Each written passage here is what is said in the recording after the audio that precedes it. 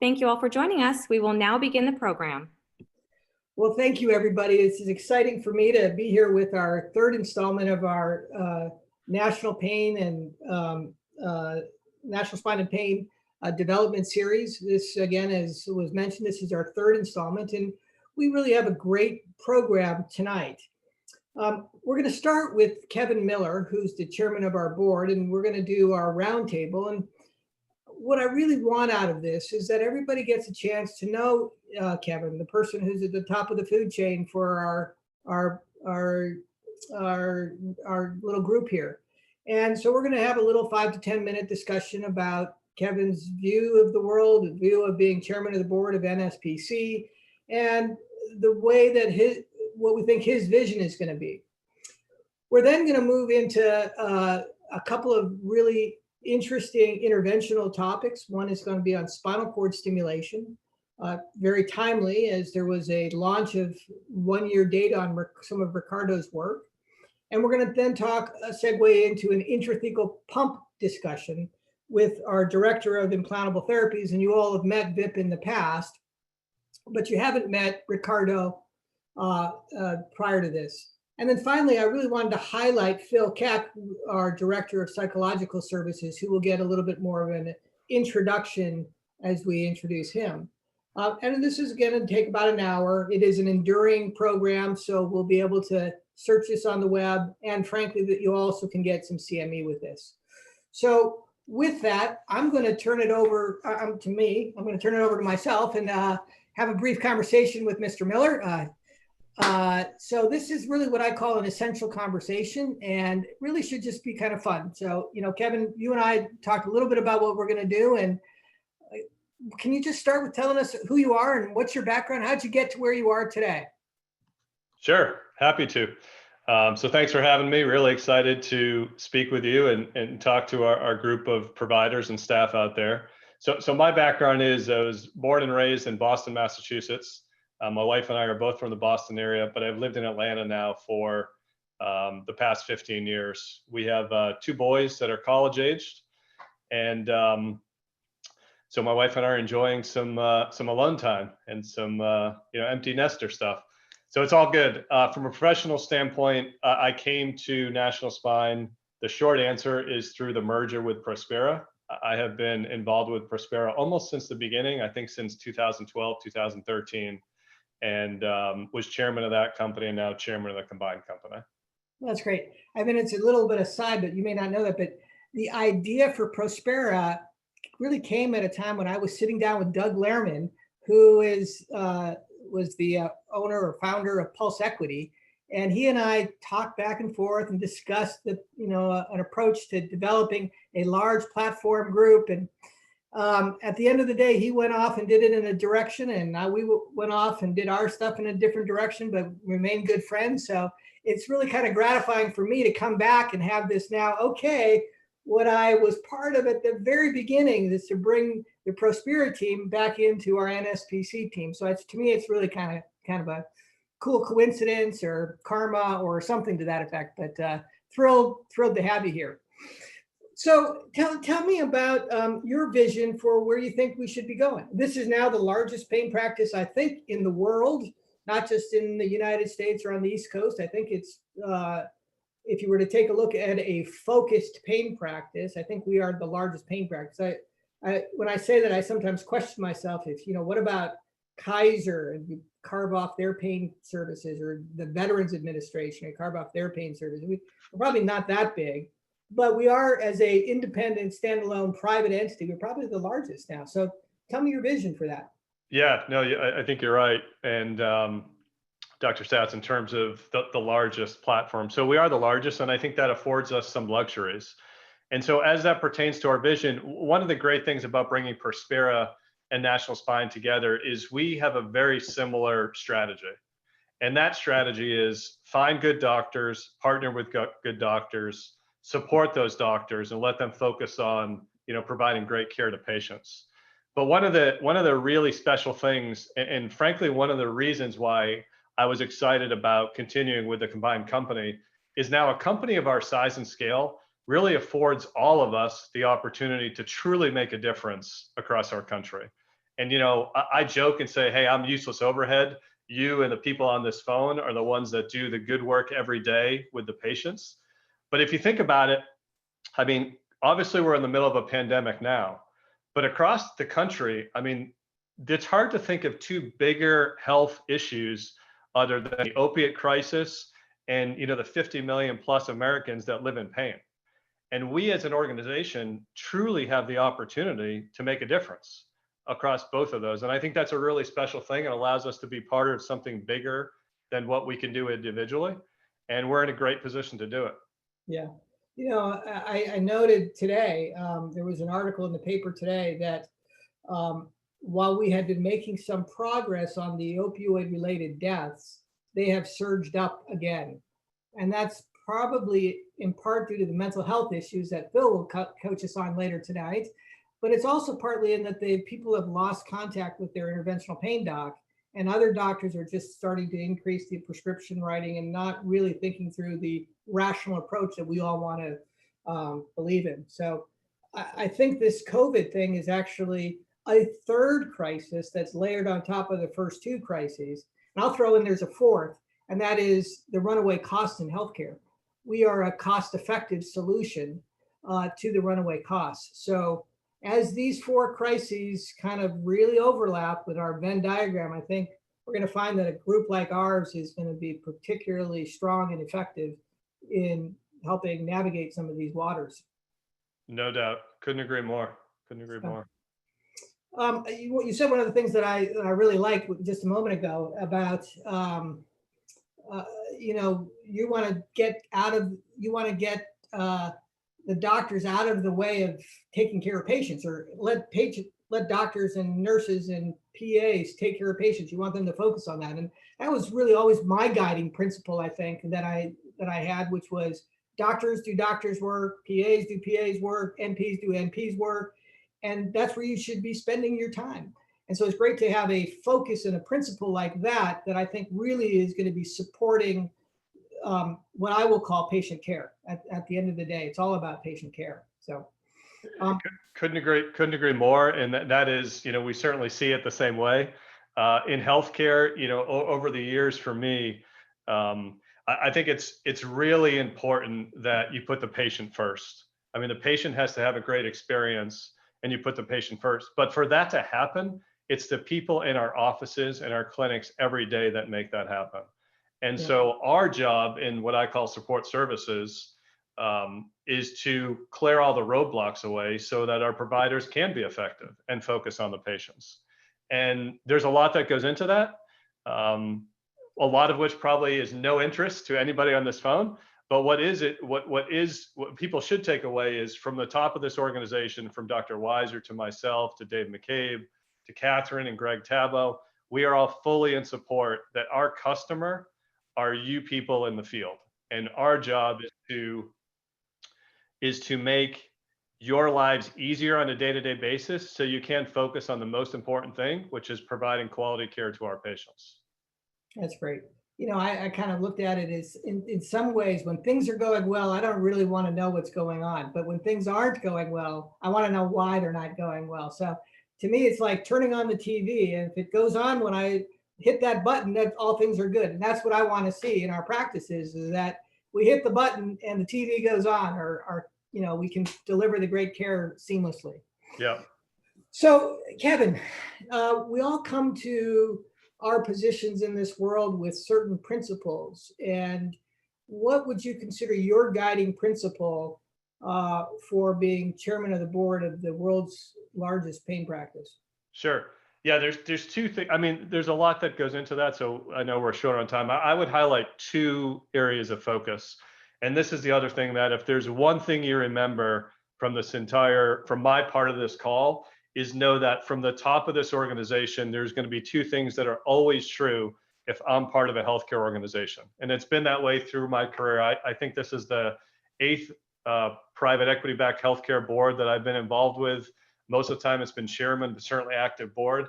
And the two guiding principles that I come to the table with are: one, compliance matters. So do the right thing even when nobody is looking. And I'm sure the docs on our side, on the former Prospera side, have heard me say that. I know they've heard me say that, probably sick of hearing me say it, but it's absolutely true. And as we come together as an organization, we're going to build around that principle. Not to say that either side was better or worse than the other, but I can just tell you with 100% confidence that doing the right thing when nobody is looking is the right business decision, and it's also the right thing to do. So compliance matters. That's one. And the second I just alluded to a few minutes ago, and that is there is a clear emphasis and focus really between Dr. Weiser and myself now with the entire corporate team and support services that our customers are the people in the field, and they need to be treated as customers. And that means you get quick responses, you get prompt responses, you turn things upside down to make sure that the people in the field get what they need to be successful. Because the reality is, and I'm not overstating this, the reality is people at corporate don't have jobs. They're not there if the people in the field aren't there. So our job is to support them. And that mindset, that culture, I can tell you with certainty doesn't exist in every healthcare sort of corporate organization, but in my view, it needs to be. So those are the two guiding principles. Something I feel really strongly about is compliance matters. It's going to be an area of focus for us, number one. And number two, people in the field need to be treated as customers from the corporate support services organization. Yeah, look, I completely agree with that. And, it really comes down to another comment that you made is do the right thing. When I was a fellowship director, the first thing I told people was do the right thing and I will always have your back. You can be wrong, but do the right thing.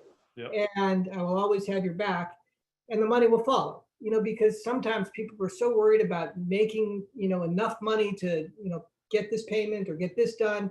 And my blog to people has always been, this is a marathon, not a sprint. Take good care of your patients, do the right kind of care. And you just happen to be in a field where if you're doing the right kind of care, you'll make a good living.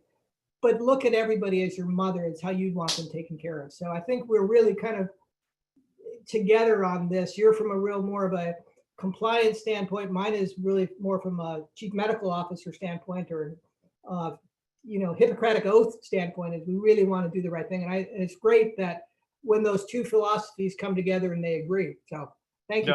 And just one more thing to add to that, Peter, is, I think it's great to hear that from the medical side, not surprisingly, because yes, we should do the right thing and sure, Hippocratic oath and patients are important. But from the business side, one of the reasons I feel like, we've had success over the years is because we're not making decisions from the corporate level as money being the top priority. You just can't do that and be successful in healthcare. The patients are what matters most.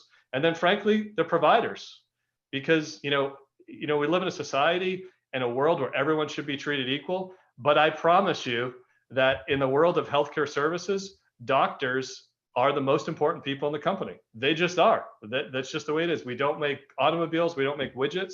We produce a service, and without doctors and extenders and mid-levels, we can't do that. So they are the most important people. They should be treated as such, and they should feel like they are the most important people because they are. Well, thank you for that. I'm not sure I fully agree with that. I've taken care of presidents and I've taken care of janitors, and I think that everybody needs full and complete respect. And being on the doctor side, I appreciate you're saying that, but look, we need to treat everybody with complete respect, and I think that's part of compliance, but it's also part of just doing the right thing. So so I think we're in agreement here. So you told me your views on ethics and compliance. And the other thing you said to me when a previous conversation was, how are you going to behave when no one else is watching? Expand on that a little bit. Yeah, for sure. And I think that ties back to, doing the right thing and the compliance conversation. But it means in our world, given we're the largest player in the space, people are watching. They're going to be watching, whether it's on site or they're looking at our data. But even if nobody was watching, we want people in our organization that are going to do the right thing, even when no one's watching. And that goes everything. That goes to our billing people, how we're coding. That goes to, how you're interacting with the patient, put their priority over, how do I squeeze one extra dollar out of it. It goes through all throughout the organization, and it goes to the finance organization. Are we appropriately recognizing revenue and appropriately recording profit? So it really spans the entire organization, and it is, I mentioned this a few minutes ago about some of my guiding principles, but integrity is really important. I think that this is something that separates organizations. What makes good organizations world-class organizations is when you do the right thing when no one's looking, and when you are focused on hiring people that have high integrity, it almost always leads to better business results. Well, I have to agree with you. And, you're going to get tonight one of these wonderful backpacks if you don't already have it. Just to be clear, for those who answered the questions correctly previously, you can only get one of them. And the easiest way to get one is to volunteer with me to give a 20-minute talk or do one of these little round tables like I just did with Kevin here. But I think that we should change the name on this from One Team, One Mission to Just Do the Right Thing. I don't know if Doug's going to agree with that, because that was his byline. But to that point, I think we're all in agreement about doing the right thing. So, Kevin, I'm going to have us wrap up here. Is there burning topics that you want to cover, and anything else you want to tell the team that's listening in? Again, remember, you've got a lot of doctors, you've got a lot of nurses, you've got a lot of PAs, and I think you have some administrative support team on the call with you today. But it's also a enduring event that people can come back and watch later. Sure. Yeah, my final thoughts, Peter, are I just want to thank everyone for the hard work that they do every day working with our patients. This is a really tremendous organization. We have the potential to be a special organization, and like I mentioned before, really make a difference across the country in what we're doing. So I think we all should feel pretty good about that and truly appreciate the efforts that puts in every day. And the last thing I'll say is, just like you mentioned before, you want to turn the TV and it goes on. You don't want to know what happens behind the scenes. One thing I can tell you is that the quote corporate support services people, a lot of them have really worked hard over the past couple of months bringing these two organizations together. And I also am confident that none of us are perfect. So we're going to make mistakes. We're going to stub our toe. We're going to have obstacles. We are not deliberately trying to screw things up for people in the field. So if you see things that don't seem right to you, raise your hand. Call me, call Doug, call Greg, call Catherine, call whoever you feel comfortable letting them know, because we're not deliberately trying to screw things up. I'm sure it happens from time to time, but bringing two companies together of this size is not easy to do. A lot goes into it. I think we've done a good job, and there's a lot more work to do. Well, thanks, Kevin. I think one of the key things that you heard him just say, if there's really bad problems, call Kevin or call Doug or call Dave. Things are going well, just let me know, because that's great. All right, so I'm going to end us here. Kevin, thank you very much for your time tonight. I don't think I have any raised questions or chats for you. So if anybody has questions, you all know how to reach me, and I'll pass them on to Kevin, and he'll probably answer you directly if they're personal kind of things. Otherwise, I'll just answer them myself. One of the things that we, that I heard from Kevin is that we want to get out of the doctor's way. Now, one of the problems we have is I think we have now 118 different locations across the country, 11 different states. And we're at a point where we can no longer go to meetings in person. So this is part of the continuing development series. And I think tonight's episodes are really going to be prescient, because Ricardo Vallejo, one of our own, is recently published a number of papers, and then has presented last night and again today the worldwide launch of information of his approach to spinal cord stimulation. So I chose Ricardo to give one of our talks tonight about spinal cord stimulation, and we're then going to move on to intrathecal pumps. And Vip has done some really great work, and we were just talking about the opioid crisis and how important that is. And he did some great work to show how we can get some of the pills off of the street. And he's going to tell us a little bit about that. And we're going to round it out with psychological support services. So with that, I'm going to introduce Ricardo. I think, Ricardo, you guys at Millennium were the last acquisition we made before the merger. Is that right? I think you're right, yes. I think that so. But Ricardo and I have been friends for literally 30 years. Looking at either one of us, you wouldn't know that we were both 7 at the time we met. Ricardo from one island, from Spain, and I was from the other island in Hawaii. But we've become long and fast friends for 30 years, and talking about how electricity can manage and modify disease. He actually went to the lab, did some work that he's going to tell you about tonight, and then did complete translational research. And I think it's important that we all know, look, Ricardo is the first, I'll be the first to say to Ricardo that there are other approaches to what Ricardo's done, but everybody in our group should know about what Ricardo's done, the science-based approach that he used, and how this is impacting patients. For disclosure, I think Ricardo has a conflict of interest. The biggest one is that this was his work, but he also made a little money with licensing this technology. But with that, Ricardo, I'm going to turn it over to one of the smartest guys I know in the field of spinal cord stimulation, who happens to be your birthday, or you're just after your birthday. Happy birthday, Ricardo. Thank you for agreeing to spend your evening with us. Thank you very much, Peter. And it's a pleasure for me as a director of research for National Spine and Pain Centers. I appreciate all these efforts in the academic environment. So I applaud these webinars that you are creating, Peter. I did not know anything about these backpacks that you were offering to anybody that was going to talk 20 minutes. So if I had done that, I would probably have been super excited at the even before this presentation.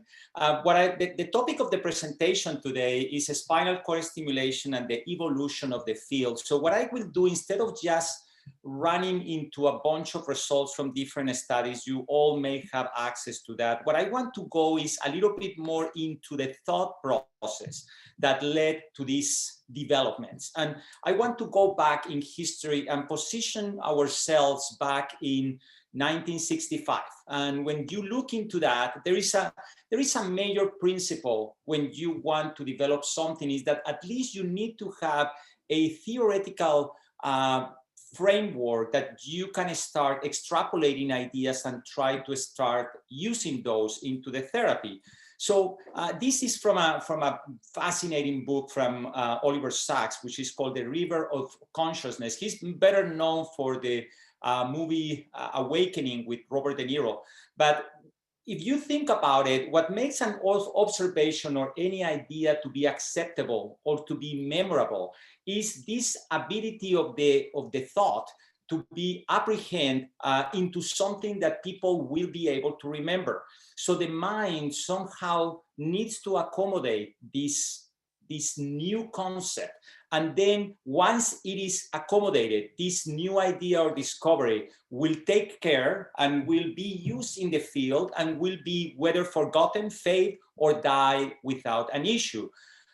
This is in the left-hand side is the drawing from the gate control theory that Patrick Wall made for Ronald Melzack. And as you can see, all these lines represent this very simple concept. And that's, I think, the main reason why it was so much embraced by the neuromodulation community, because you could understand how a stimulation of large myelinated fibers could control the inward nociceptive input into the dorsal horn.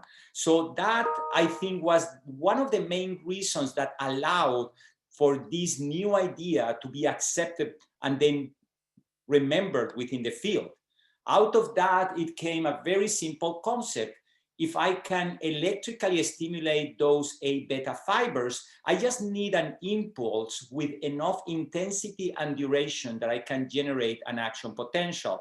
And you can see how, if the intensity or the duration of this pulse is not long or intense enough, you are not going to generate an action potential, because neurons depolarize or generate an action potential in an all or none phenomenon.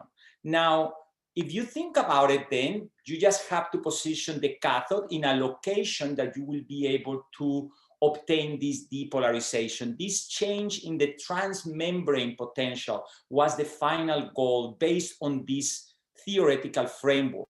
And that's how all the initial developments in the field were made. You have to applaud the generation between 1967 and the 1990s, where they were able to obtain better and better results based on this theoretical framework. And as you think about it, there were some basic principles. One was this strength duration curve, in which we learned that for us to be able to obtain more recruitment of fibers in the dorsal column, it was necessary to increase the amplitude. But there were a lot of technological barriers that prevent us from going into these areas. The main one is that if we started increase the frequency too much, or we started to increase the pulse width too much, it will require large amount of electricity, of current, and therefore the batteries that were not rechargeable at that point will have limitation in terms of providing these therapies. And that's where I think everything changed dramatically in the field. If you look around 2007, 2010, that's when new concepts started to emerge in the field of neuromodulation. And then it was obvious that these premature simplifications and systematization in science could have ossified the science and prevent viral growth. We have been so focused into this neuronal doctrine in which we just optimize our parameters to obtain the best results in terms of the modulation of the neurons, and also to comply with this theory that was formulated back in 1965. Around those days, 2005, the first rechargeable battery came on board, and that expanded our technological horizons. We were, for the first time, able to imagine new forms of therapy. Now we were able to apply frequencies between 20 hertz and 10 kilohertz. The exact lead location to match paresthesias with the areas of pain was no longer necessary. And we could do certain burst models or certain continuous models of stimulation with amplitudes that were in the range of non-perception and over-threat sensation levels. That is pretty much what is described in this classical work by Richard North, in which you can see that there was certain correlation. If you really think about it, the correlation coefficient is only 0.5, so it's a moderate correlation, but there was a correlation between the matching of paresthesias with the pain area and the positive response. But at that point, these new therapies that did not require at least an obvious stimulation of the A-beta fibers came on board. One of them, for example, was the burst stimulation. And I'm not going to go into the outcomes of the study. I will be very glad if there is questions, we can go into that. But I'm just going to, once again, trying to determine how do we progress in a field when our theoretical framework suddenly becomes archaic and doesn't any longer support some of the ideas. How it is possible that we could have benefit in the clinic or in studies when there was no obvious paresthesia or A-beta stimulation. One of these, again, was the burst stimulation. And in these 5 patients in the original study, it was shown how there was activation of the medial and lateral pathway. But again, as we move into that, we are still within the same framework. We are modulating not just neurons, we are now thinking about the possibility of modulating different pathways. But if you look into other type of evidence, you will observe that other studies have also shown with PET scans or MRIs that the same medial pathway could be stimulated, at least in humans, with the conventional spinal cord stimulation parameters. So we started exploring more and more alternatives for our patients. One of them starts talking about high frequencies in a range of amplitudes that are within 2.5 milliamps, and they have a pulse width of around 30 microseconds, something totally opposite of what we just initially described into the strength duration curve. If you look at this different set of patients with the pulse amplitude and the pulse width, and whether or not there was the possibility to stimulate axial low back pain, you will observe that if you plot the pulse width and amplitudes of patients that were having the new set of stimulation, really were totally out of the strength duration curve, which means that it was extremely unlikely that we were really generating any depolarization of those A beta fibers or those C or A delta fibers that we had been chasing for so long. So that brought significant trouble. Now we are developing a therapy in the field without having any conceptual basis to explain how it could be working. Several theories were formulating. One of them was the membrane integration. Membrane integration means that as you go higher in the speed of the frequency, the amplitude required to generate an action potential becomes lower and lower. If you look at this example, for example, by Reilly back in 1985, you could see how at 5 kilohertz, the amplitude required to generate an action potential decreased in significant magnitude from the almost 1 milliamp to 0.86 milliamps. So that could potentially be an explanation. Remember, through this very fast journey, I would say a thought process journey that I'm trying to take you through, one of the fundamental aspects is to understand what is going on and why this is happening.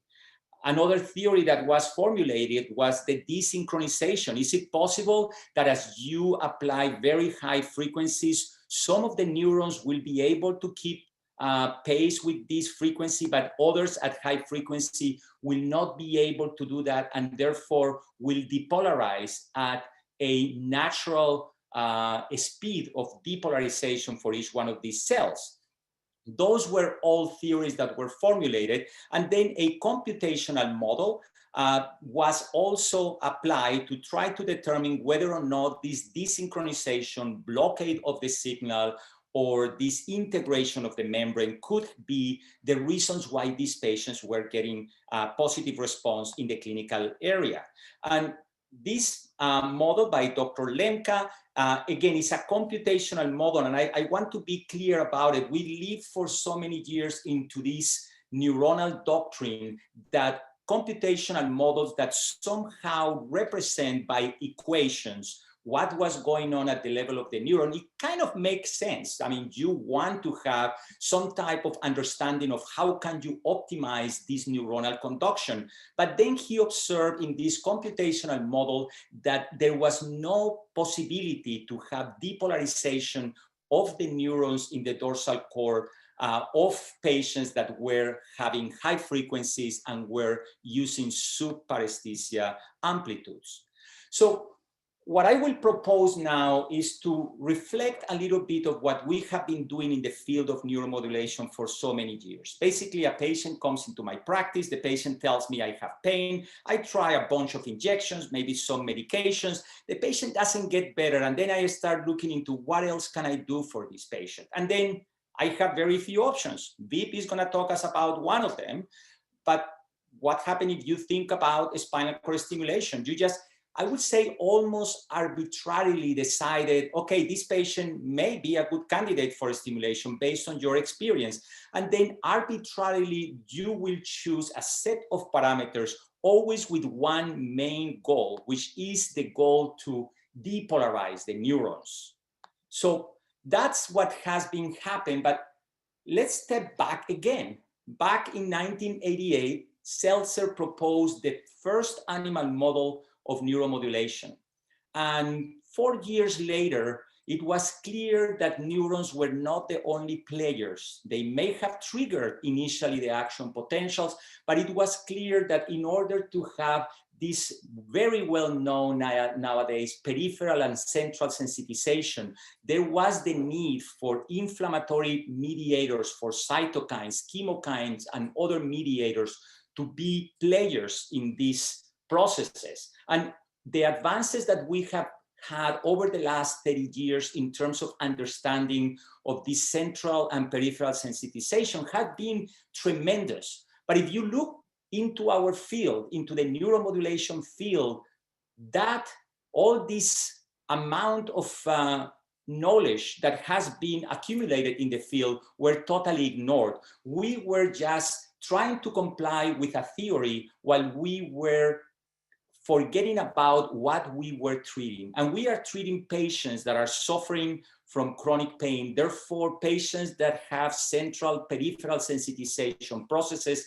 And therefore, within this equation that we should formulate, it is necessary to have this patient-centered or disease-centered approach as one of the core values in the development of new theories. Out of this, once we understand that there is more than just the neurons, then you understand that microglia and astrocytes, as well as oligodendrocytes, by amplifying the response to the neurotransmitters through the release of cytokines and chemokines, are the ones that are leading to this disbalance and generating the chronic sensitization process. So what we should be starting thinking about is, what are we treating? We are not treating just a nice diagram. We are treating patients in pain with this disease. The disease that we are treating is pain, and therefore we should understand how the transition happens between acute and chronic pain, and then understand the role of neuromodulation. Only then we will be able to formulate working hypotheses that will allow us to explore how can we improve the therapy. If you don't understand how something works, how can you improve anything that you are trying to do? So you can say that a discovery is premature if its implications cannot be connected by a series of simple logical steps to canonical or generally accepted knowledge. This is a fundamental principle. If back in 1965, anybody would have been talking about how you could modulate different type of cells beyond the neurons, probably it will not have been accepted. There needed to be some type of knowledge, of general knowledge of what the disease, the pain was, before we could formulate other types of therapies. So this is the basis of science. You need to understand, what are you treating? Our disease is pain. And then once you go into that, you need to observe nature, find out what is going on at the level of the anatomy, understanding what is the ratio of different cell types, what is the location, the quality, what do these cells do when they are stimulated electrically, and finally you will be able to generate hypotheses and go back to the lab and experiment. And that's what we have been doing in my lab for the last 16 years in terms of neuromodulation. First of all, a very obvious observation that was never really taken care of. Nobody ever looked into what are we stimulating. When we use monoclonal antibodies, specifically for each type of cells, we observed that glial cells represent almost 92 to 95% of the cells underneath the electrical signals. And that has obvious implications, because each time you turn on a signal, you will be observing response of the neurons, but also the glial cells, which are the majority of cells. Back in 1981, there was already a clear understanding that electrical signals could modify the depolarization of the astrocytes in this case, and that this depolarization was dependent on frequency and amplitude. Furthermore, if you look at agnesis, this is an in vitro study, but you could observe how by simply modifying the repolarization, whether it was totally monophasic or or a biphasic stimulation, there was going to be a different expression in terms of release of, in this case, glutamate, the main excitatory amino acid. If you think about it, it's quite obvious. Every single cell in our body has a voltage because it has a membrane, and therefore there is a resting membrane potential. But the resting membrane potential from neurons and glia are different. And that has a tremendous repercussion because they will respond not by generating action potential, but by modulating different types of biological processes. Here I'm showing our approach. What we did is beyond behavior of the animal, we wanted to look at what happened at the molecular level. We are in 2020. That allows us to look at the whole genome of the animal when it's injured, then when you apply any particular component of the electrical signal, and then you can determine not only at the mRNA level, but also at the main effector, the proteins, what is going on with these different effectors. Are they further upregulated or downregulated genes that were affected by pain, or were they reversing those processes towards the naive state? This is just a scheme of what we have been doing. This is we had to develop the first animal model of continuous stimulation because that's what I had in my practice. My practice had patients that were stimulated full time, not like other studies previously that the animals were brought and stimulated for just 30 minutes or 60 minutes. So we tried, or I tried in my lab to replicate what was going on with my patients in order to try to find some answers.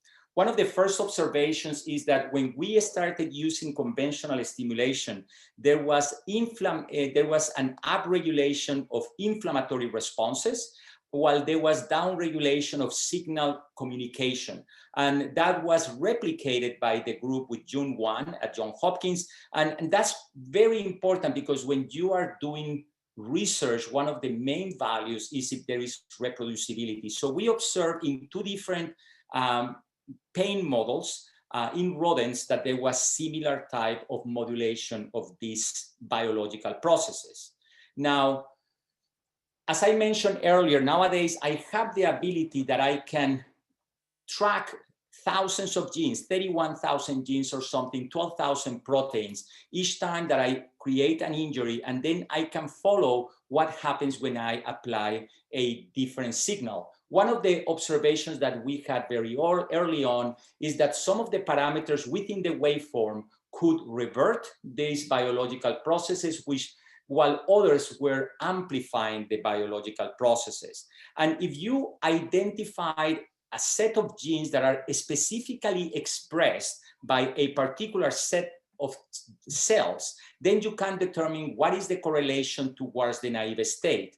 In this heat map, the first columns for each one of the cells represent the naive state, the animal without the healthy animal. And then after injury, you start observing how only DTM for microglia, astrocyte, and oligodendrocytes, as well as neurons, had a strong correlation coefficient in terms of the reversal of these genes towards the naive state. And it's also very important because some people may start thinking, well, you know, everybody can do the same thing. And they obviously are stimulating glial cells. But as you can observe in the heat map, the gene expression that is driven by one cell or another is totally different. So it's not just putting one signal, because you can have a totally different type of expression. This is the behavior of the animals. DTM, and the combination of signals provided better tolerance to mechanical hypersensitivity, but also to heat and to cold. And I think this is one of my favorite physicists and one of my favorite reads nowadays, and it's Richard Feynman. If you have time, you should go into YouTube and YouTube this guy and look at his classes back in the 1950s. But he said something extremely important. What I cannot build, I cannot understand. You need to understand what is going on if you want to generate the right framework. So what I would suggest today is that we have to start with a totally different approach. We have to start from the bottom. We have to understand the disease that we are treating. We have to understand what are we stimulating and how these electrical signals are affecting the neuroglial interaction. And then once we understand that, we will be able to formulate specific parameters, which probably will be disease specific, by the way. And then only when you do that, you will be able to generate approaches that will be able to provide pain relief. Peter, as usual, I don't have the apple juice that you have, but as usual, it has been a pleasure. And thank you very much, Peter. Sorry, I put myself on mute. Thank you very much. It was an excellent presentation. And you really didn't even get into the 12-month data yet. So there's a lot that we still will have to cover at yet another symposium. You planned it that way that we'd have to invite you back. And there's a lot that I'd love to unpack with what you said. Made me think again about new ideas and new thoughts. So we'll take that offline, or have maybe just a roundtable chat room one night instead of formal lectures. But thank you very much. Excellent lecture. Kevin, email Kevin your home address so you can get a backpack, or your mom's home address or something. So with that, I'm going to turn it over to Vip. Vip has actually done some really great work, and part of our early work is trying to come together and say, what's the value of IPM? Vip actually went off and did it, looking at implantable pumps. Many of you met Vip. He gave the talk on Aurora Fusion last couple weeks ago. And Vip's going to talk to us about an area that's near and dear to my heart, which is intrathecal therapy. Vip, take it away. All right. I think Ricardo's lecture just proved to me that he's a lot smarter than me. And so so I'm gonna dumb it down a little bit for what I'm gonna go on. So pain pumps is a topic that, just to give you everyone a perspective, National Spine and Pain, before we merged with Prospera, did about 4,000 pain pump refills in the last 12 months. Now with Prospera, I can't imagine, it's probably upwards of 5,000 or 6,000. We have the biggest pump practice in the country. Now we have the biggest pump practice in the country. We have the #1 implanting practice in the country. We're doing more pain pump implants than ever was. And actually it was going down for the last 6 to 8 years. And then it's been gradually going up in the last 2 or 3 years, because as Peter and Kevin have mentioned, the opioid crisis has been a huge thing. And so why do pain pumps? The biggest thing, I've been doing this talk for a long time, is you have to talk about why we do it. And the biggest reason why is the opioid crisis hit everybody. And if you're not reducing pain medication, reducing opioid usage in your practice, it's going to come back to bite you. It's become the #1 thing. Lenders are asking for it. Malpractice carriers are asking for it. And to be honest with you, it's the right thing to do, and we are the tools to do it. So, what is the data behind pumps, and how do we do it? I do have disclosures. I just didn't send it. I consult for Medtronic, and I've received medical education grants from all the spine vendors. And almost every vendor you can think of, they give education grants. But anyways, the idea of a pain pump is, obviously, when I talk to a patient, is delivering an opioid directly to the spinal cord. When you take a medication systemically, it goes everywhere. And so in order to reach, if you took a pill of oxycodone, but when you swallow it, it absorbs in your stomach, goes to the bloodstream. Where the mute receptors are is obviously in the spinal cord. So what a pain pump does is deliver it directly to the spinal cord. When it delivers directly to the spinal cord, it's 100 to 300 times stronger. Because it's that much stronger, that much less has to be given. And so the idea of pumps is to get them off their systemic opioids at the end of the day on an intrathecal delivery system, so they don't have to use that oral opioids anymore. And that's about as simplistic as it gets. So we're delivering opioids into the spinal cord directly where it needs it. So data behind, I can tell you this data, Hamza did this about 5 years ago. And if you've ever seen the data of systemic opioid usage, it's terrible, because there's no data to support actually oral systemic opioid usage that we have past 3 months. But we do it every day. I do it because patients say they're more functional on it. But the question is, the data doesn't really support that. So does the data support on intrathecal pumps? And it does. And I can tell you, this is just normal stuff that we have better data showing people doing better 36 months out.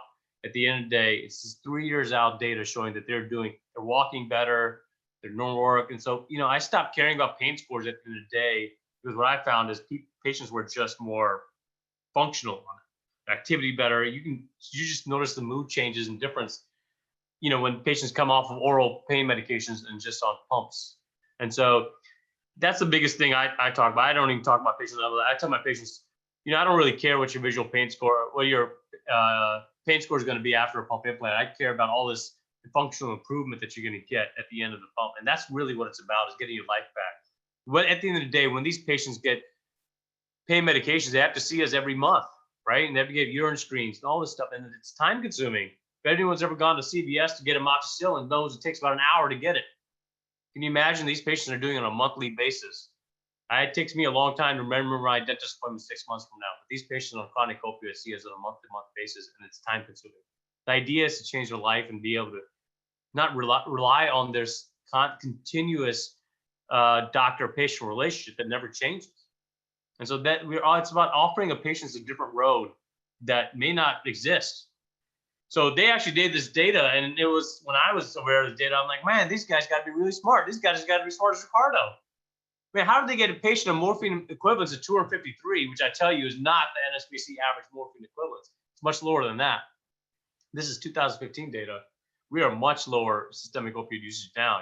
I would be surprised if any average systemic oral opioid use is 253. I bet you it's under 100. But he took it from 253 morphine equivalents down to 3.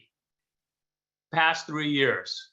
I can tell you there's not a pain procedure in the world that exists that has this type of data, which is over a 97% reduction on systemic oral opioid usage.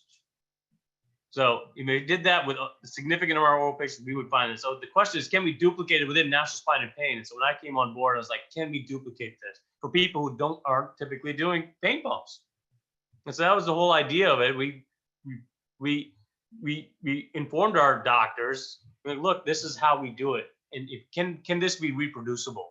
Or is this something that just Thompson did in 2015 and it's not something really we see? Sometimes we have data, and I like, like Ricardo shows his DTM data, I guarantee 0 of us could be able to duplicate that data because it's difficult to do.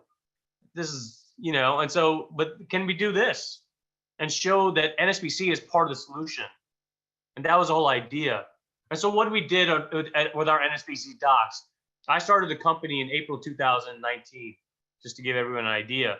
I took everyone on average on April 22nd, 2019 to 11/27, 2019. We taught a course on pain pumps and doing a pain pump trial, putting a pump in, and after a pump, taking them off their oral pain medications.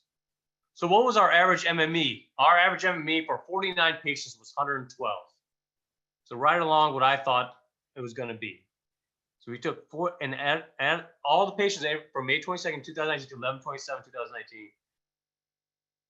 There was 49 of them. And I said, how much medication are they still on 90 days after implant?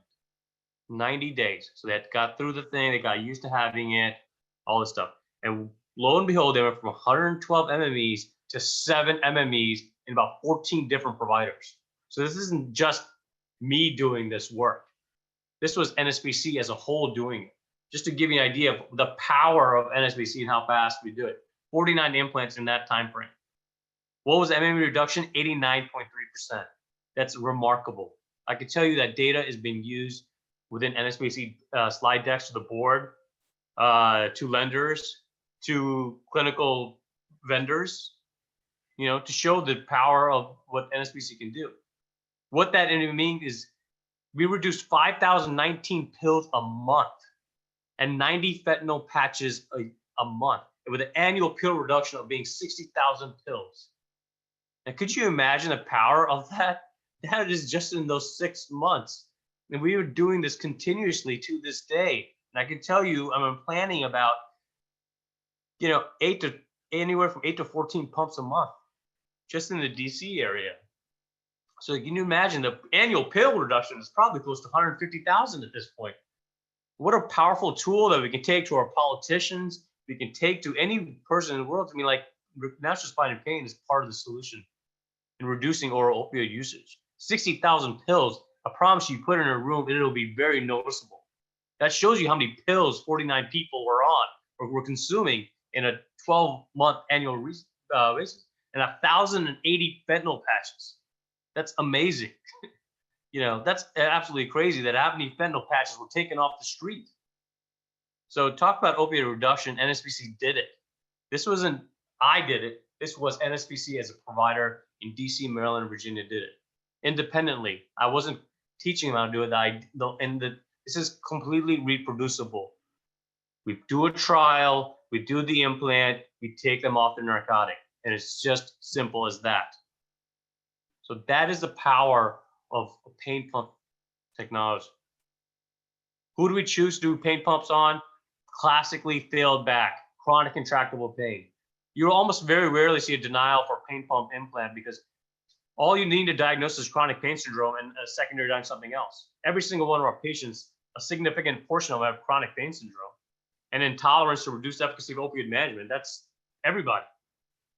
I mean, how many opioid patients do you have on a daily basis? They're like, wow, I'm doing great.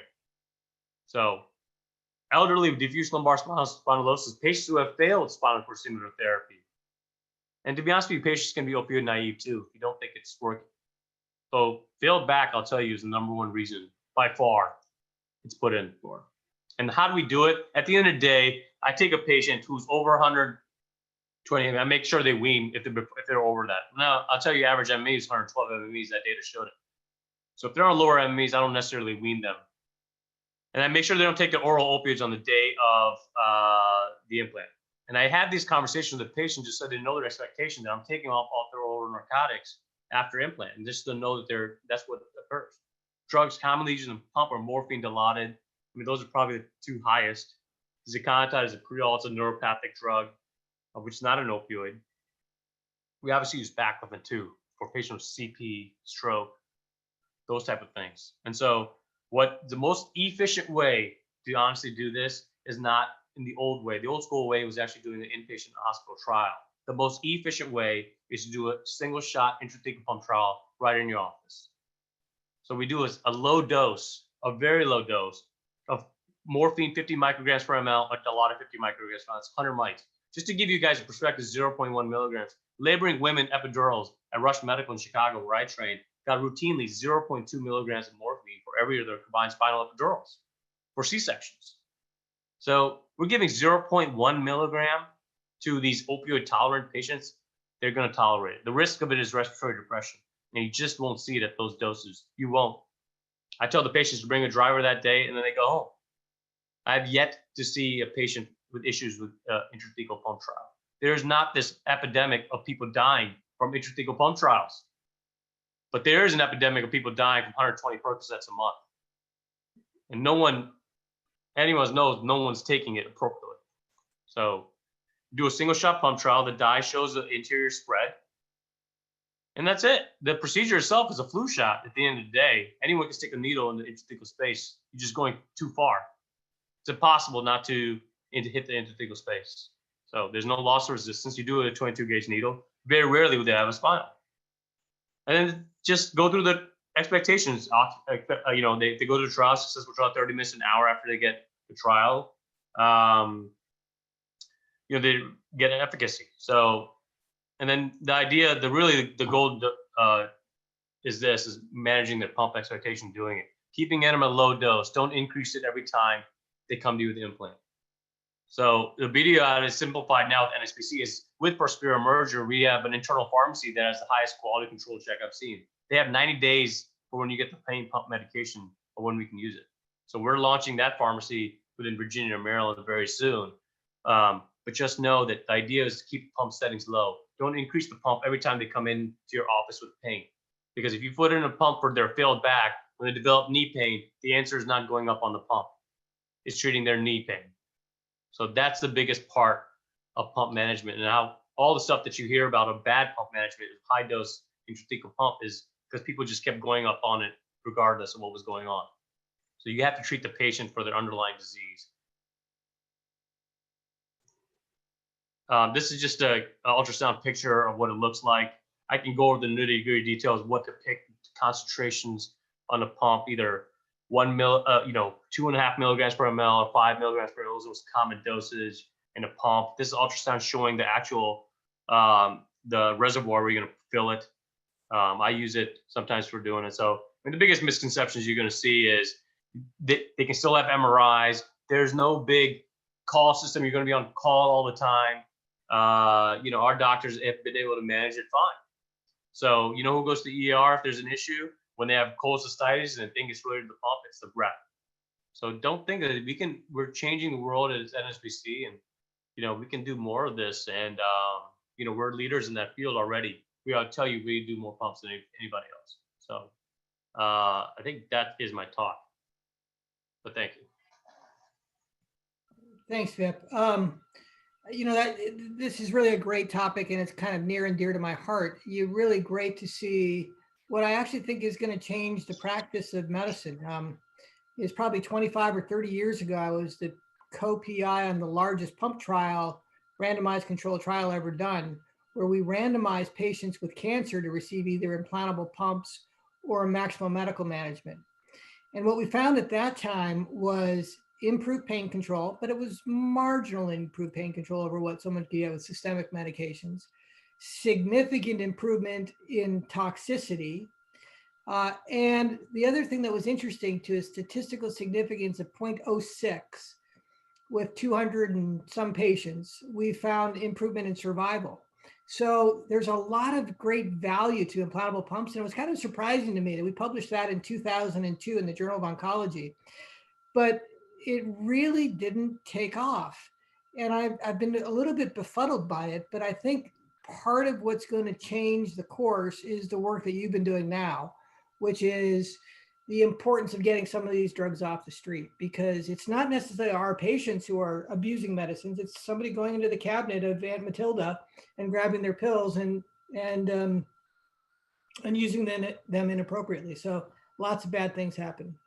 So thank you for an excellent presentation. And again, I think part of our goal here is to stay abreast about what's current in pain management, and also to understand deeply more a little bit of what all of our co-workers do. Phil and I, so when Phil joined the group, it was in January of 2019 as Director of Psychological Services. Phil is a fellowship trained in cognitive behavioral psychology. Very important to me. My father was the author of the predecessor to cognitive behavioral therapy, or psychological behaviorism. And we always talked about a bunch of stuff related to psychology and pain, and me being an interventionalist and him being a psychologist. How do you put the two together? The old school thought was this is a problem of behavior. The new school thought is that I would say that pain is an emotional response and that we have the ability to modify it. So with that, we're going to turn it over to Phil, who is not only a board certified psychologist, but also a Virgo and practices mindfulness on the beach. So Phil, I'm going to turn it over to you. Appreciate it, Peter. And what a cool opportunity to be here talking with you guys here. And really appreciate Vip and Ricardo. Part of my task in performing pre-surgical psychological evaluations for our patients in Virginia and soon to be Maryland for these implantable devices is to start to translate or begin that process to translate what it is that we're doing with these implantable devices. So no easy task, certainly with what we heard from them. So we could talk for a long time about pain psychology and the different sort of ways that theories, how it looks today, what the state of the art is. But at the end of the day, I wanted to give you guys as medical providers and my medical colleagues something you can use in your office visits with your folks that you see every day. And so to that end, I'm going to offer kind of some of the more behavioral end of the cognitive behavioral therapy strategies that we use. And I'll also talk about the model generally and some of the psychological factors, the more cognitive issues that we see as well. But first and foremost, traditionally we treat pain in our medical systems just as a biomedical problem. If we hope to, be the player, the folks to come to for chronic pain and pain management, we've got to be creative to figure out how are we going to integrate a biopsychosocial model of treatment that does integrate what you do as interventionalists, as prescribers, with this psychosocial literature. How do we marry the two? Because what I often tell patients is it is not one or the other. It's not all a medical problem. It's not all a psychological problem. When they come in and we start to talk about the psychological and social concerns, there's oftentimes some apprehension to discuss that. And I think some of the medical providers that I talk to have some apprehension about discussing psychological and social factors as they relate to chronic pain as well, because of that threat that many patients tend to feel. So it generally is treated as a biomedical problem or an isolated symptom, right? And so to that end, what we want, what we want to start to promote is this biopsychosocial approach.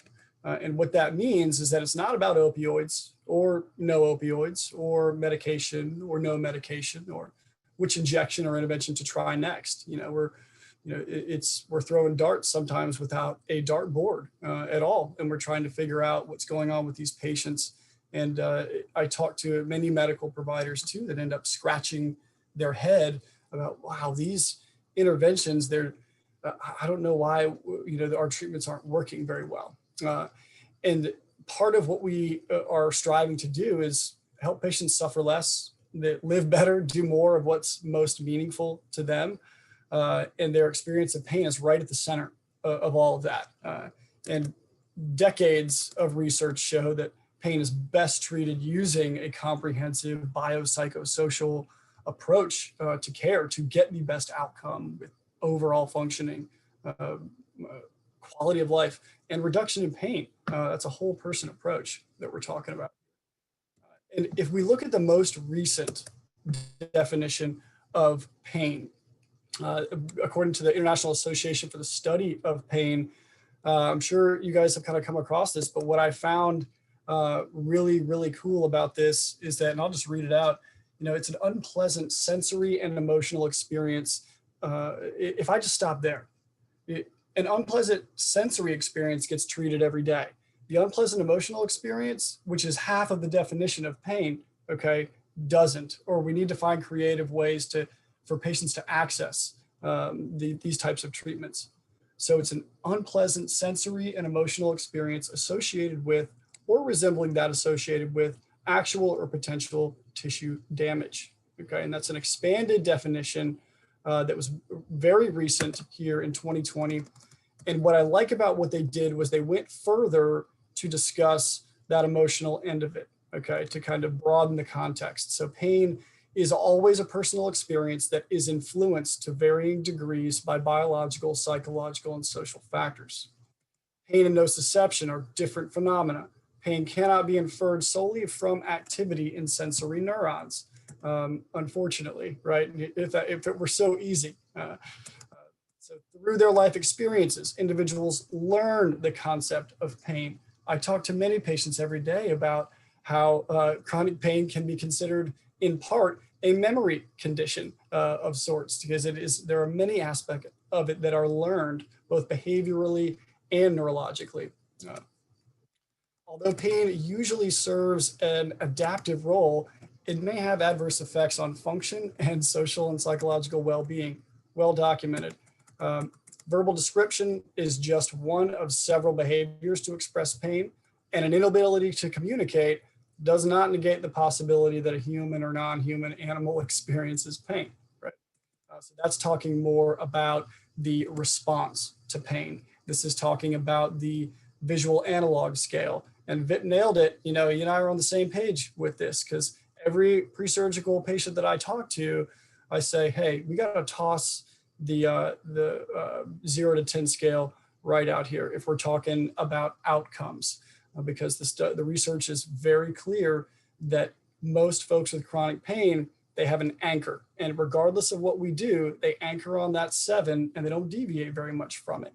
So if by definition we want a 50% reduction in pain, are we going to get to 3.5 consistently or not? You know, I think that we can find benefit from an implantable device and other pain treatments without getting there consistently and still see improvements in functioning and quality of life. Okay. Okay, so this is our, you know, most up-to-date definition of pain. We're working on figuring out how to provide higher levels of access to care to that half of the definition that pain is also an emotional experience.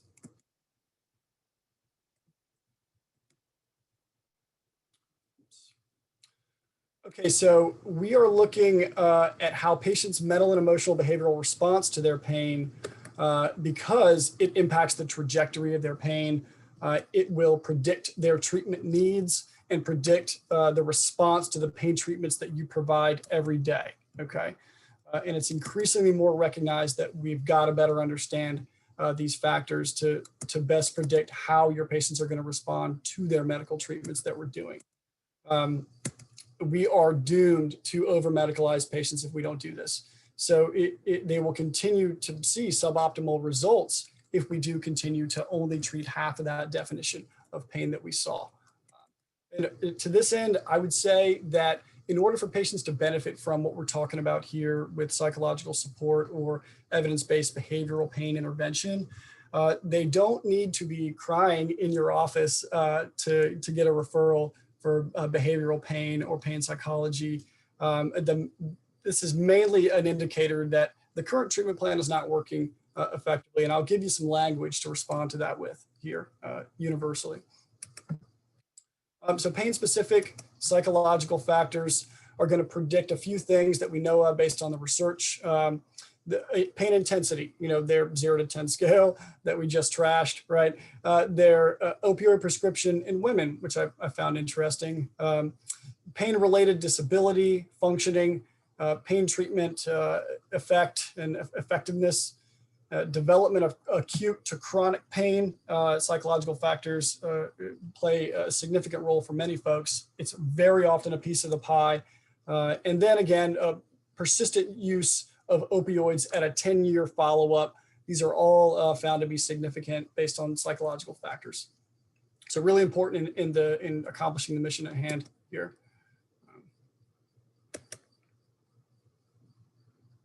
In addition, what we find is that pain-specific psychological factors, and when I say psychological, I really mean more cognitive. We'll talk about behavioral, specifically what you can speak to patients about more readily.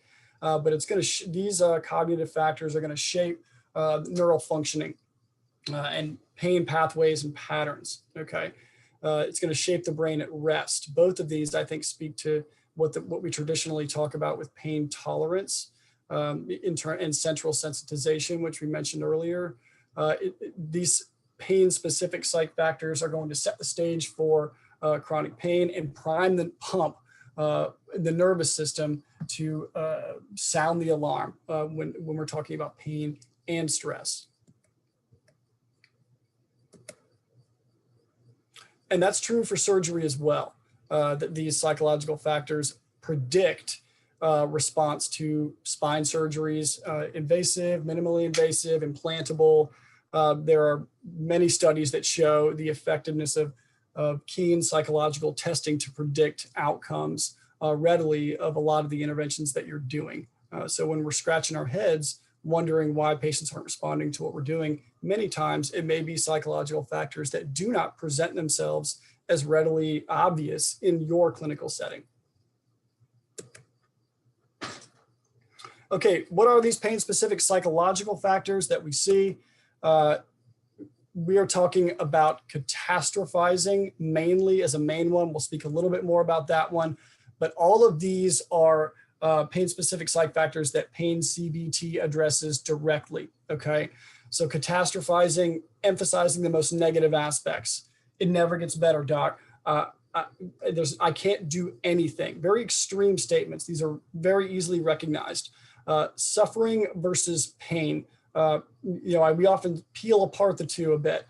because we describe suffering as the emotional response to the pain itself. Hurt versus harm. Okay, pain is supposed to be a signal of harm, but in chronic pain, it's no longer a clear indicator that there is harm that is being done. And the ability to interpret pain as harmful versus hurtful impacts neural networks in pain processing and the behavioral response to pain. This is your exercise avoider. This is your physical therapy doesn't help me. It makes things worse. It worsens my condition in many cases. Negative mood, affect, depression, anxiety, tough emotions. People have lives. They have psychological concerns related to their pain and unrelated to their pain that still affect their pain processing in their brain. Answer seeking, difficulty accepting, difficulty accepting so ambiguity of a pain diagnosis and continuing to search and search and search. And one of the key things is to manage expectations when we talk about implantable devices, mainly because patients have been on the treatment carousel for many years in many cases at that point with physical therapies, medications, injections, surgeries. And so continuing to seek an answer that is going to fix them, or the F word that we tend to call it around our office, we try to steer folks to seek out the medical care and also address the self-management aspects that you have actual real control over, okay? Pain self-efficacy, along with catastrophizing, kind of the top and bottom of this list here, I would describe as two of the more powerful psych indicators of success in treatment: lower catastrophizing, higher pain self-efficacy. These are folks that have an adaptive belief that they have some ability to manage, accept, and control the impact of pain on their life. Very key and like kind of subtle distinction between controlling pain, controlling the impact of the pain that the pain has on their life. Pain catastrophizing specifically predicts post-surgical chronic pain and best predicts prolonged use after surgery. Folks who emphasize the most negative aspects of their situation and their functioning, nothing ever works for me. These folks are kind of in a tougher spot as it relates to their response to surgery and the medical treatments that we offer them.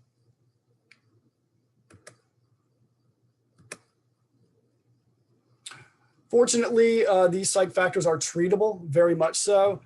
This is a great study that shows in as little as 11 weeks, we can start to change the brain, the prefrontal gray matter, the areas of the brain that process, modulate, pain reduction or pain processing. We can change them with specific cognitive and behavioral strategies. However, a lot of times 11 weeks of weekly therapy is enduring, it's costly, it's hard for many patients. So we're figuring out, and there's very good research emerging about how to integrate cognitive behavioral strategies at your office visits. Okay, so somebody comes to you and they're describing, some very strong catastrophic thought processes, okay? Here's a great response. Okay, it sounds like you have some really strong thoughts and emotions about your pain condition and your pain and the impact on your life. Would you like to try some things that you have control over that are scientifically proven to improve your overall functioning, quality of life, and reduce pain? Most people don't say no to that. We don't say psychology until a little bit later because of the response and sort of negativity that we tend to receive in response to implicating that there may be a psychological aspect to the experience of pain. All right, so what can you do as a medical provider in your office visit? Here it is. There are behavioral factors as it relates to cognitive behavioral therapy. We divide them up into passive versus active coping. We're going to put a strong emphasis on active coping, but just to look out for it, passive is guarding and resting in inactivity. Resting in inactivity tends to be what patients report to be the most effective coping strategy. What we know is that this leads to deconditioning both emotionally and physically, increases avoidance, and decreases functioning overall, right? So the active coping piece, exercise, and the overactivity cycle. Great stuff to educate your patients about. Everybody encourages exercise. The key piece here is helping patients understand how they can exercise. I often ask, has any of your doctors ever told you, Rita, you can never walk, do not walk, whatever you do? Almost all of them say, no, nobody's ever said that. And so it starts the path forward for them to start taking an active coping approach to their pain. Okay, here are your 4 major behavioral aspects of pain CBT. Number 1 is physical activity, a goal that you can talk very generally, and a good starting point for a lot of folks that are starting from nothing is a walking regimen, either with assistive device or not, 3 times 10 minutes weekly, titrating up to daily 30 minutes. Okay, straightforward. Pacing their activities of daily living. And pacing, I would say the asterisk with this one, it is the most difficult behavioral strategy to integrate consistently.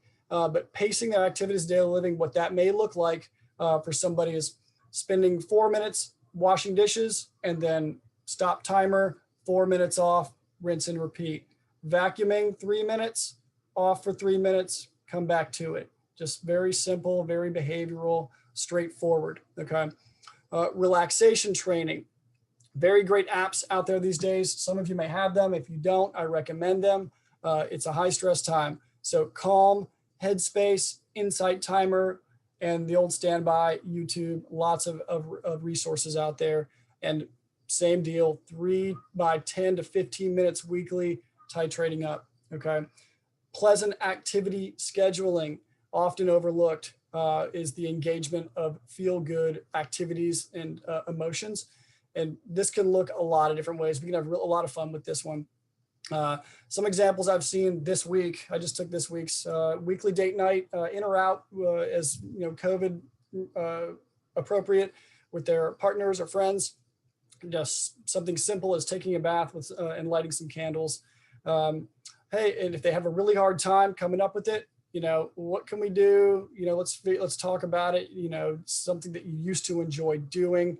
All of these things are designed. Every single one of these behavioral factors are designed to access those feel-good chemicals in the brain: serotonin, dopamine, norepinephrine, endogenous morphines, all of them. Okay, so these are all great things to talk about with your folks. Okay. All right, here's your ZPT model. This is great stuff. If anybody would like more information about this, I've got my contact information. What starting these discussions with your patients affords you is a window into the comprehensive biopsychosocial pain treatment that gets the best outcomes for your folks. And that's it, guys. Thanks so much for having me, very much. Hey, thanks, Phil. I appreciate your time. And we have completely, for all of our speakers who want to jump back on, we have a full 1 minute to answer any questions.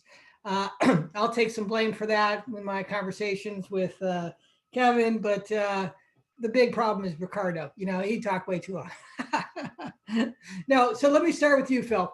I have one question up for you, and I actually have a second question for you.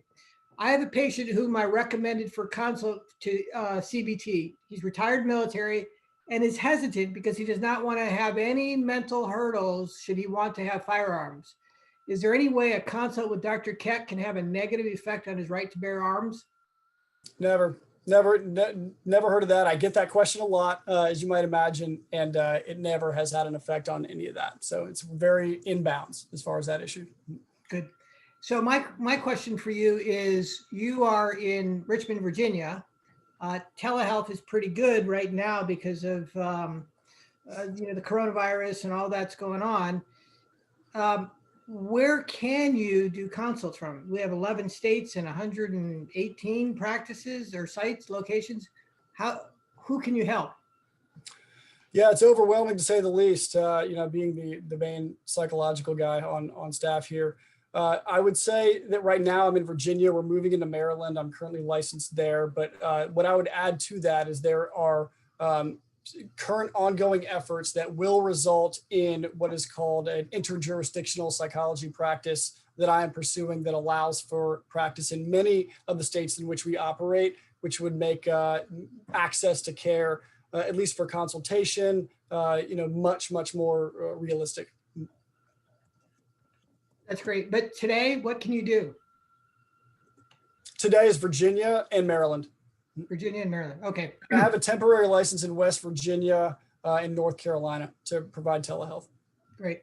So Ricardo, you'll get a kick out of this one, but of all the work that I've done over my years, and there have been way too many years, I'm willing to admit, I did one study back in 1990, early 1990s, where I had people think about positive thoughts and then subjected them to a painful stimulus. And those positive thoughts, were just whatever you wanted to think about. But I was really pressed by the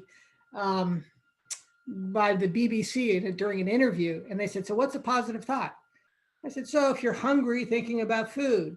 And then, Phil likes to go for walks on the beach. So I said, going to the walk on the beach. And they said, "So what else?" And I said, "I don't know, thinking about sex." That was picked up by the BBC as thinking about sex relieves chronic pain. And I actually decided to go do that study almost as a joke, but it found out that it actually worked pretty well. So positive emotional thoughts really do work, probably better than some of the interventions that we do. I know, Ricardo, you're famous now, but maybe it was modulation of microglial cells that we were doing with positive thoughts. Well, let me tell you, I think, as long as I know him also, Ramsey, my partner, and I would say that the big trouble with your idea, which I'm thinking that you will modulate all type of cells, including glia and neurons for sure. It will be like the coverage. I don't know what is going to be the insurance approval for this type of therapies that you are proposing, but I think it's definitely interesting to explore. And again, Ramsey has been a big proponent. So if you push him a little bit, I'm sure he's going to try to get it approved in front of the CMS. So why not? Let them be happy. Why not? It's cheap. It's safe, right? Well, not always. Thinking, no touching. All right, guys. Well, with that, and understanding this is an enduring event, I will end our evening tonight and thank you all. Please, you can get CME, just sign in, and I think you have 48 hours. Here's the website link to sign in for your CME. I don't know, Lake or Stephanie, if you send that out to everybody who signed in, but you have 48 hours to get this CME. So we have to make a decision. That means I have to make a decision in the very near future about our next event. I'd love everybody could email me their thoughts about the cadence. We do have it's scheduled for 2 weeks from now. I'm thinking we're going to push it to 3 weeks or 4 weeks because it seems like this is a little bit rapid for people. Let me know what everybody thinks. If you want to do this once a month, once every 3 weeks, something to that effect, or if you're happy with doing this every few weeks, because we have enough to cover. Particularly on the Prospera side, where I know some of you, but don't know all of you, email me what you want to talk about, because I'd love to. This is not a Prospera side versus an NSPC side. This isn't, at this point, we're all one big group, and I'd love to hear what you have to think and what you want to talk about and what you want to teach your partners about. So please email me. I look forward to your thoughts. Stephanie, do we have one more slide? I think we do have another slide somewhere. Nope, that's it. Yep, that's it.